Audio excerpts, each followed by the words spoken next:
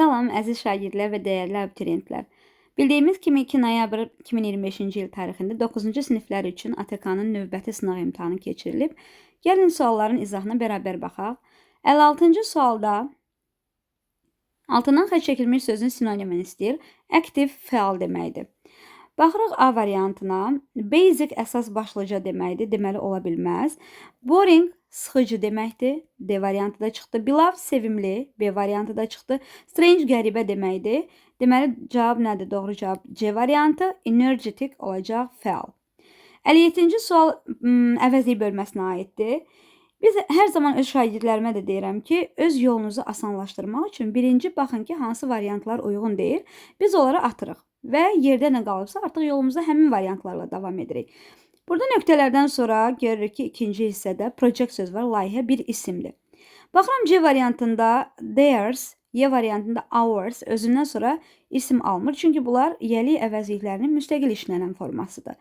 Sonra baxıram A variantında burada he mübtədadır və ona görə ikinci bir özündən sonra isim ala bilməz. Ona görə A variantı da yanlışdır. Və xəbərim gördüyümüz kimi burada cəmdir. Əgər he olması üçün has olmalıydı. Ona görə D variantı da yanlışdır və doğru cavabımız olacaq B variantı. I've finished my project this week. Mən öz layihəmi bu həftə bitirmişəm. Növbəti sual article bölməsinə aiddir. Suddenly the children saw a big monkey olacaqdır. Çünki ilk dəfə adını çəkir böyük bir meymun gördülər. Harada? On the boat. Qayıqda gördülər. Və doğru cavabımız olacaqdır Y variantı.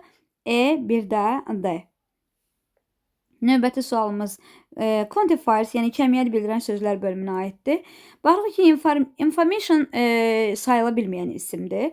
Ona görə few'dir, a few'dir, many'dir. Bunları çıxırıq çünki onlar özlərindən sonra cəm isim alırlar. A lot isə ümumiyyətlə isimlə işlənmir. Çünki zərfdir, feildən sonra işlənir. Doğru cavabımız olacaq C variantı. A lot of həm özündən sonra cəm isim, həm də sayıla bilməyən isim ala bilir. Növbəti sual 60-cı sualda bizə definition'ı, yəni sözün izahını verib və bizdən hansı sözə uyğun olduğunu soruşur. Having a lot of strength or force, çoxlu gücü, qüvvəsi olmaq, polite, nəzakətli də ola bilməz. Beneficial, faydalıdır, çıxırıq. Suitable, uyğundur, çıxırıq. Accessible, əlçatandır, əlverişlidir, çıxırıq. Ona görə doğru cavabımız D variantı, powerful, güclü. Növbəti testimiz zir-zira qaydasına aiddir. Ümumiyyətlə, vardır deməkdir zir-zira. Nədən bilməliyik feilin təkdə cəmdə olmağını? İlk isim əgər cəmlədirsə, biz orada cəm formanı, yəni are, were formalarını, əgər ilk gələn isim təkdədirsə, is, was olan formaları götürməliyik. Və burada da baxırıq ki, books cəmlədir, kitablar. Ona görə tək xəbəri atırıq, islə was çıxır və doğru cavabımız 2-4 D variantı qalır. 62-ci sual yenə də article bölməsinə aiddir və baxıram ikinci hissəyə, burada butter sözü var. Butter, yəni sayıla bilməyən isimdir, yağ deməkdir. Onun qarşısında heç vaxt article işlənməz. Ona görə deməli 3 variantı çıxırıq. Qalırıq B və D variantları arasında. Traditional sözü samit səslə başladığına görə biz ən artiklını sait səslə başlanan isimlərin qarşısında qoyuruq. Ona görə uyğun deyil. Doğru cavabımız qalacaq B variantı. The traditional Azerbaijani breakfast consists of butter and different types of white cheese. Və ümumiyyətlə belə bir qaydanı da vurğulamaq istəyirəm ki, sırf artikla aid. Breakfast'dır, lunch'dır, dinner'dir, supper'dır. Bu isimlərin qarşısında ümumiyyətlə biz artikl işlətmirik. Amma bu isimlərin qarşısında bir sifət olarsa, təbii ki, biz onda artiklı verməliyik. Növbəti sualımız 63-cü sual. Deməli, uzlaşmaya aiddir. Subject, verb, agreement. Ümumiyyətlə cümləmizdə ilk söz önüyə baxırıq. İlk söz önündən qabaq gələn söz əgər təkdədirsə, xəbər təkdə olmalıdır, cəmdədirsə, xəbər cəmdə olmalıdır. Həm də burada mənim birinci cümləm learning about different cultures olmalıdır, is useful. Çünki nə üçün? Öyrənmək. Burada bir məsdər var, maqmək və xəbəri olmalıydı is.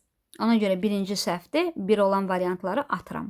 İkinci cümləyə baxıram. Achieving my goals. Yenə də bir gerundla başlayıb mənim cümləm və gerundla başlanan cümlənin xəbəri təkdə olmalıdır. Burada were yox, olmalıydı. Was. Ona görə 2-də səhvdir və doğru cavabımız olacaq 3 və 4-cü cümlələr. Bir də yoxlayıram. Sharing photos of animals on Facebook is my hobby. Sharing photos of animals. Bu on Facebook bir mübtəda kimi götürülür və cümləm gerundla başlayıb. Ona görə xəbərim mənim təkdə olmalıdır. Və dördüncü cümlədə buying a small house yenə də gerundla başlanan bir cümlədir. Yeni ev almaq bir mübtəda kimi götürülüb və ona görə was his dream burada xəbər təkdədir, doğrudur. Ona görə mənim doğru cavabım olacaqdır 3-4 C variantı.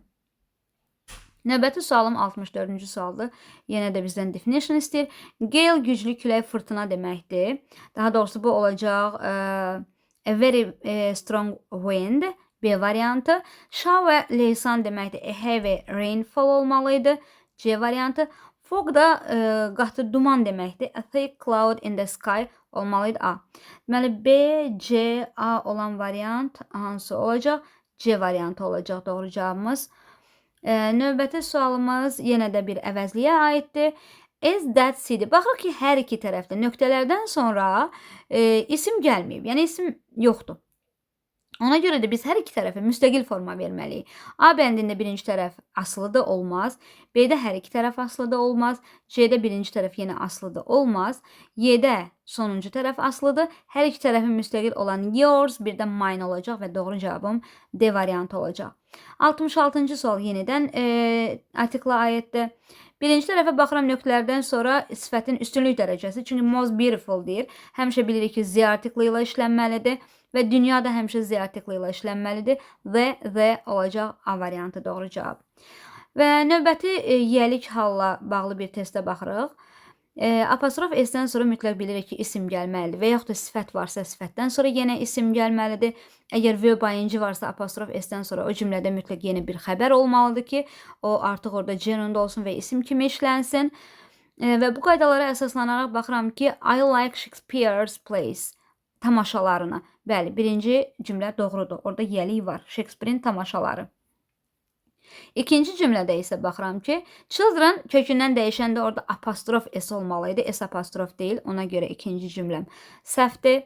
Üçüncü cümlədə my brother's friend, bəli, mənim qardaşımın dostu. Üçüncü cümlə doğrudur. Dörddə isə this K-da apostrof S olmalıydı. Çünki this təkdə deməkdir. Və doğru cavabım 1-3 olacaq C variantı. Növbəti testimiz olacaq antonimlərə aiddir.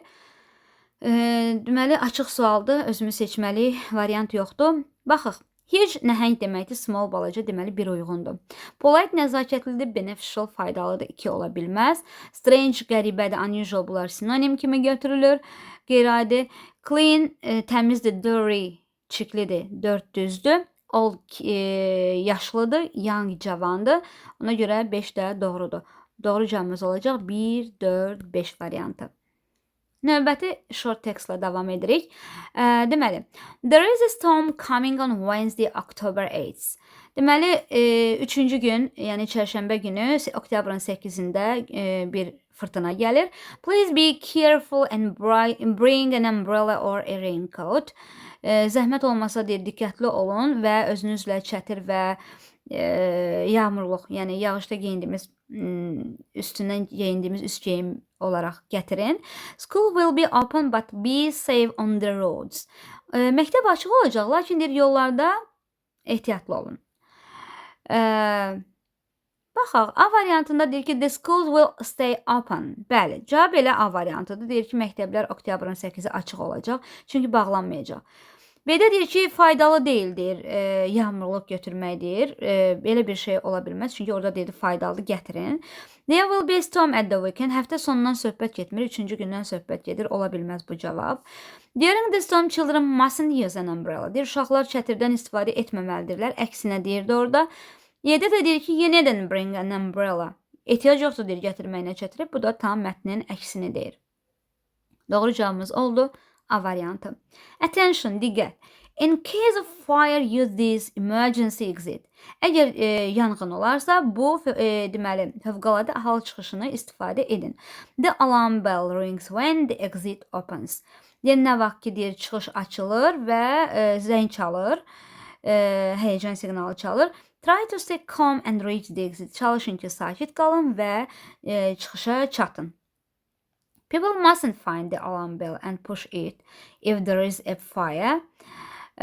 Deyir ki, ehtiyac yoxdur, deyir, insanların deyir, o zəngi tapmağına və onu yanğın vaxtı sıxmağına düyməni. Elə bir şeydən danışmırdı orada. The alarm rings when there isn't any fire. Əgər deyir, yanğın olmasa, deyir, o zəng çalır, xeyr. Yanğın olanda çalır. In case of fire, you mustn't stay calm. Sakit qalmamalısan, deyir, yanğın olan təqdirdə. Xeyr, elə bir şey demir. People mustn't use the emergency exit when the bell rings. İnsanlar, deyir, fövqəladə hal çıxışından istifadə etməməlidirlər. Təcili hal çıxışından istifadə etməməlidirlər, deyir. Zəng çalınanda xeyr, əksinə. Y bəndi doğru cavabdır. People must use the emergency exit if there is a fire. Əgər yanğın olarsa, təcili hal çıxışından çıxmalıdır insanlar. Növbəti sualımız yenə də short text-lə davam edirik. Əziz Anthony, I'm here in Istanbul for a month. Bir aydır ki, mən İstanbuldayam. I'm staying in a house in the historical part of the city. Şəhərin deyir, tarixi hissəsində olan bir evdə qalıram. Our room is very large. Bizim otağımız çox genişdir. It's very quiet in the daytime. Gündüz vaxtı çox sakitdir. We don't hear the noise from the street. Küçədən heç bir səs eşitmirik. The city center is very lively at night and we go for walks in the evening.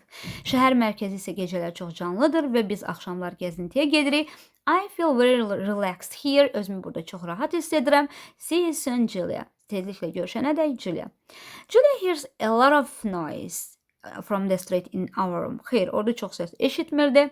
Anthony wants to visit Istanbul too. Həmçinin də deyir, Anthony də deyir, İstanbula getmək istəyir. Elə bir şey yox idi. Julia məktubu ona yazırdı. Julia wasn't walked in the city center in the evenings. Heç vaxt deyir, yəni deyir, gəzməyib o şəhər mərkəzində axşamlar. Xeyr, əksinə. Julia's house is in the modern part of the city. Xeyr, o tarixi bir yerdəydi, müasir yerdə deyildi. Y variantı doğrudur, o səyahətindən məmnundur. Doğru cavab olacaqdır Y variantı. Növbəti mətndən davam edirik. Deyir ki, 600 milyon maşının planetimizdə olmasına baxmayaraq, dünya əhalisi daha doğrusu 7 milyarddan daha çoxdur.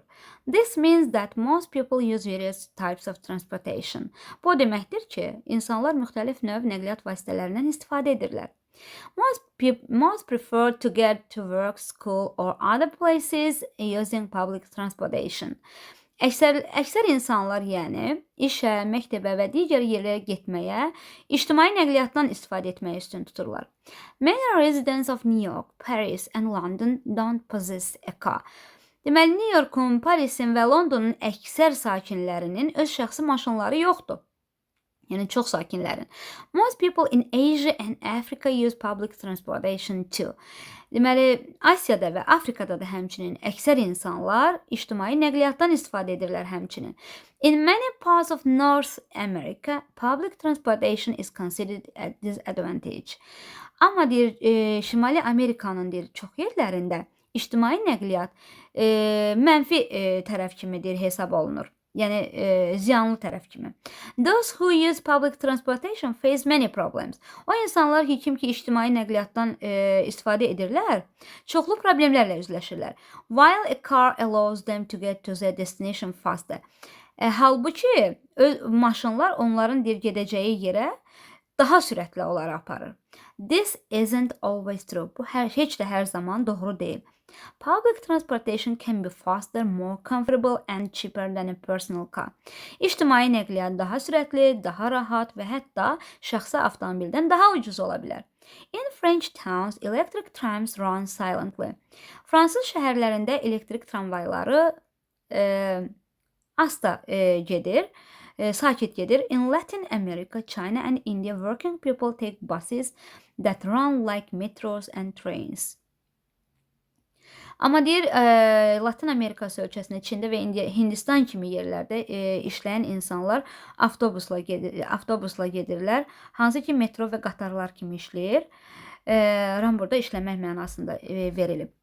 Some cities have changed their streets into bike paths, helping to improve people's health.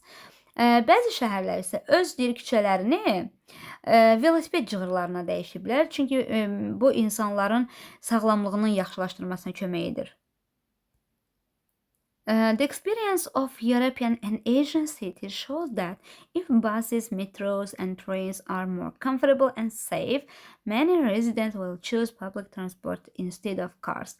Təcrübə göstərir ki, Avropa və Asiya şəhərləri əgər avtobusla, metro və qatarla getsələr və bu daha rahat və daha təhlükəsiz olarsa, çox sakinlər əlbəttə ki, maşınların əvəzinə ictimai nəqliyyatı seçəcəklər. 70-də deyir ki, doğru cavab verin suala. What does the experience of European and Asian countries show? Təcrübələr nəyi göstərir? Yəni Avropa, Asiya ölkələrində.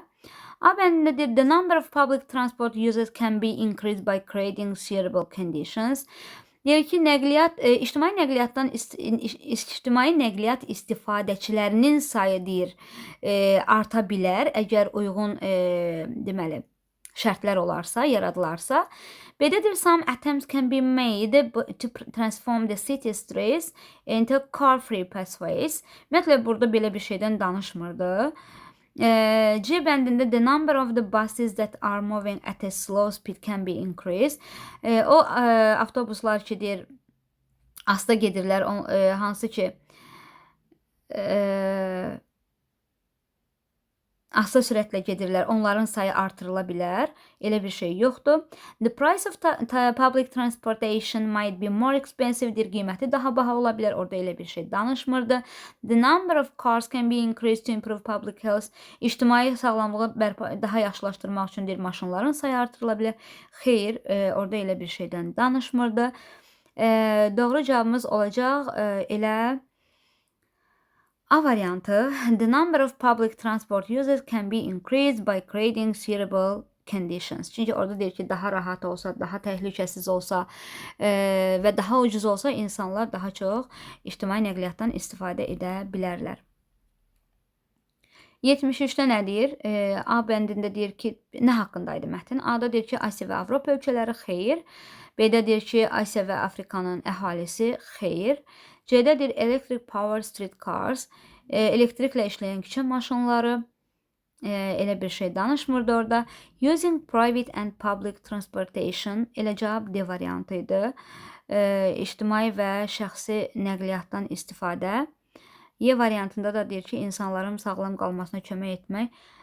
Orada sırf nəqliyyatdan danışırdı. Yəni, insanların düzdür, sağlamlığını düşünürdülər, amma tam olaraq mətndə ondan danışılmırdı. 74-də deyir, səhv cavab hansıdır? Deyir, maşınlardan istifadə etmək daha çox vaxt alır gedib çatmaq üçün ora. Xeyr, elə bizdə onda false olacaq bu. Çünki orada deyir ki, daha tez gedirlər. B-də deyir ki, bu B düzdür. Çünki orada əksər insanlar ictimai nəqliyyatdan istifadə edirdilər.